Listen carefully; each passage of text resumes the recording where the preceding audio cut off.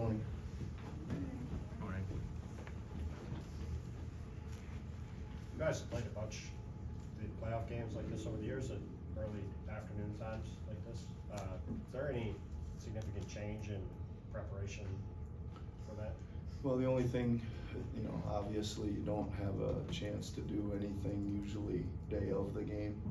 So you take the day before and kind of shift that to your shoot around kind of mentality of all the prep, all the walkthrough, all the kind of very specific stuff that you kind of cover on normally on a game day. That's about it. A couple days ago, you shared that you're finding Tyrese to be more vocal. In what scenarios are you finding him to be the most communicative in a way that you're impressed by? Well, it's just mostly like organization things, right? Like you know, when guys are all over the place, which they are sometimes, when you're trying to get into something, he's making sure he's moving them much more assertively, I would say, and making sure it gets done so that we can get to the starting point. I always say that things that start good usually end good. I'm gonna place that. If they start bad, they usually end bad too. So he's doing a better job of getting us to a good starting point on a lot of that stuff. You talked about Kyle as someone that's like historically good at that type of thing. Do you think there's correlation between their time spent together and Tyrese growing in that area? There certainly could be, and then probably. You know, I think again, it's just you know, Kyle certainly has a lot of experience in that, and it's just Tyrese finding that voice and using it, and just time, usually experience, games, situations that he can see. You know, when it comes to Tobias, like, I'm sure you would like to see him get going a little bit offensively, but defensively, what have you kind of made of I guess the effort he's been able to get on Brunson a little bit on that? Yeah, I mean, listen, a lot of guys are ending up on Brunson. He's one of them. I think he's been really, really good. This whole series, he's been really, really good. His effort's been great. He's been locked in. He's been positive. I said just yesterday, I feel like things move around during the series, you know, and I'm sure it's going to move around to him one of these days offensively. How do you evaluate how well you guys have been able to defend Brunson? Like, obviously not fishing in the first two against his numbers in game 3, but like, are you just looking at the degree of difficulty created? Yeah, I mean, listen, I think that we've said the same things, like we want to make him work. We want to put different people on him. You know, I think as we go that he's figuring out like what to do with certain guys on him and all that kind of stuff. So the continuing of just trying to mix that up as much as we can. Again, just like hopefully not too many free and easy shots, right? Like he's a tough shot maker. He's a great player. He's really crafty. It's like there's a lot of stuff going on trying to guard him, and just trying to keep making him challenge. We didn't hold him down very good last game, so hopefully we can do better today. The emotions of it on it, in terms of the nature of a series, Yep. What is that a conversation that y'all are having, or is it just this is the game plan, this is how we best prepare to compete? We haven't really touched on the emotions. I think that we know how we're gonna have to play really well. We know it's super physical. You know, we know they're trying to do some certain things at a super high level. We're just trying to focus on doing, you know, matching those or exceeding those things or taking care of those things. Yeah.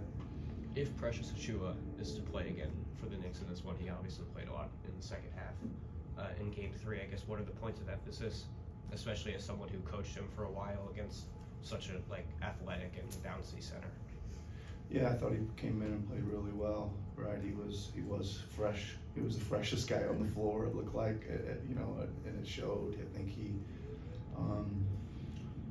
they really got him playing to his strengths. He's really rolling and crashing the glass. He's really rolling and attacking the rim.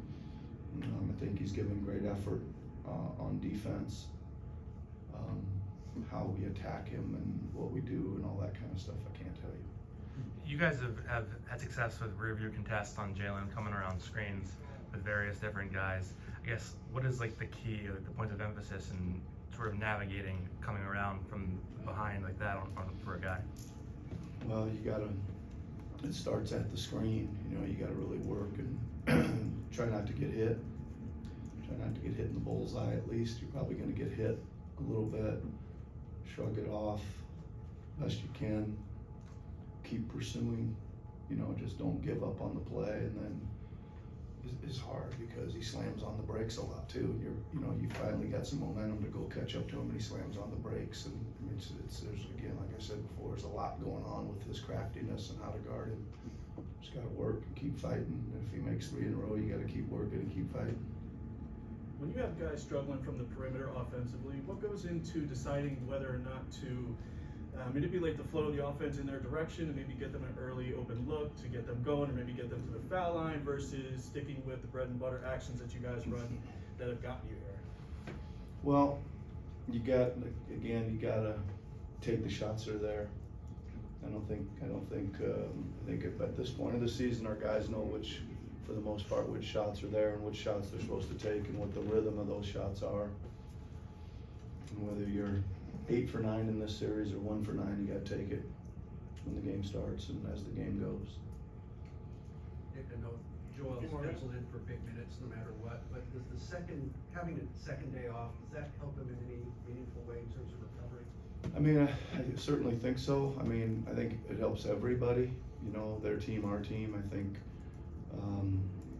somebody asked me about it the other day, and you know, you can really use that first day just to do that. It's all about rest, recovery, rehab, and all that stuff. And then because you got a full day to do the basketball stuff in between, so I think everybody gets to kind of, you know, certainly recharge a little bit with an extra day. Based on the conversations you've had with him, like at this point, do you think what's bothering him more is the Bell's palsy versus the knee? What do you think is the thing that's sort of? He doesn't really say, right? Doesn't really say. He usually just kind of one day gives me one answer, and the next day gives me another one. They're usually improved from each day a little bit. He doesn't talk about it. He really wants to talk about adjustments and game plan, things we can do better. Thanks, guys. All Thanks, right, Coach. enjoy the game. Thanks, man. Well, and then we'll see. Coach, offense not an issue in the last game. You guys scored a ton of points, but just kind of what adjustments do you look to make against Joel Embiid when he's that hot? Yeah, you know, we got to do better. I thought the first half we were pretty good, but you got to play for 48 minutes, and so we got to challenge his shots. We have to be disciplined. We have to be tied together, and you know, you still have to. Sometimes you can play great defense. He can still make. You just got to make sure he's working for his points. I mean, he had 4 threes in the third quarter, 1 5 in the second half, didn't miss. Do you just have to respect him as a knockdown shooter at this point? Yeah, well, you can put the ball in the basket. You know, he got to the line 21 times. So, you know, you're trying to play him hard and physical without fouling. You know, so I think that's important. Those flat screens that Isaiah almost said, big rolls off of Jalen.